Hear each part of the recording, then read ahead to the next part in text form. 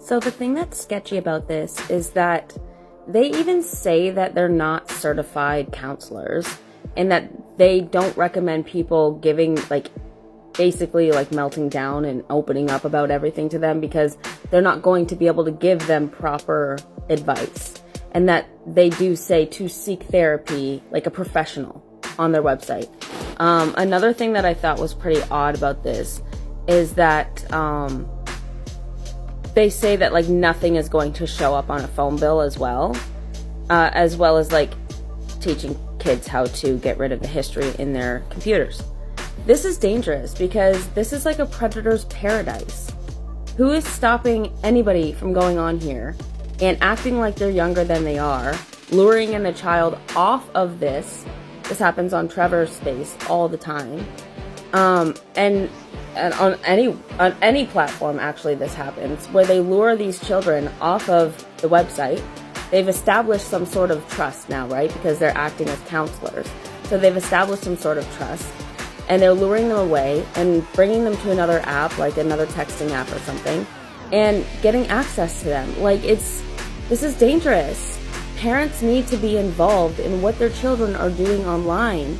And the fact that there is a helpline on here that is telling you how to get rid of your history and your cache and refill it back up so there's no suspicion that you've even been talking to these anonymous people who you will never know. You don't even know who you're talking to. There's no profiles about these people at all. You don't know their credentials. You don't know their past. You don't know their history. You don't know if they have a record or not.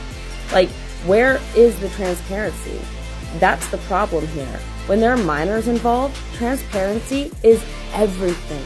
It means it can mean the difference between life and death, but it means the difference between safety and being at risk for heinous things to happen to children. And they happen all the time, every single day. So as I was saying, the helpline volunteers can discuss mental health and chat if you're feeling distressed, but we cannot offer support to you if you are in immediate crisis. We are not formally trained in crisis support. If you feel you're in crisis, find the contact info of your local distress center or contact that Kids Help Phone. And if you're trans, you can also contact Trans Lifeline, which I'm going to look into all of this and see if any of it's legitimate, because a lot of this stuff is tied to sketchy shit happening with trafficking in children. This is the thing about these types of websites, is that they appear to be harmless. They appear to be like they're helping kids and helping vulnerable people, but it could be a Trojan horse, right? It's good to ask questions. It's good to look into these things. It's good to research this stuff. And it's good to have red flags be able to fly. If you have your rose-colored glasses on all the time, you're not going to be able to see those red flags flying right in front of you. We are not counselors. We're peers who can relate.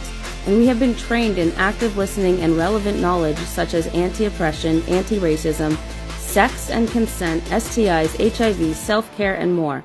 Some common things people call, text, or chat us to talk about include questioning gender identity and or sexual orientation, coming out, mental health, relationships with friends, partners, and family, feeling socially isolated, seeking referrals to resources and supports online and in your community, and just to chat.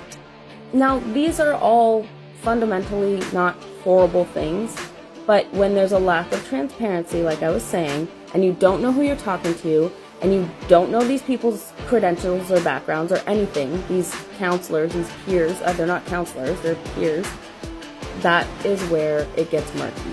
That's where we need to start being a little bit more vigilant when it comes to children's online safety. I hope this clarifies. I hope you understand where I'm coming from, and I hope that you just try to stay safe in the future and keep those kids safe as well.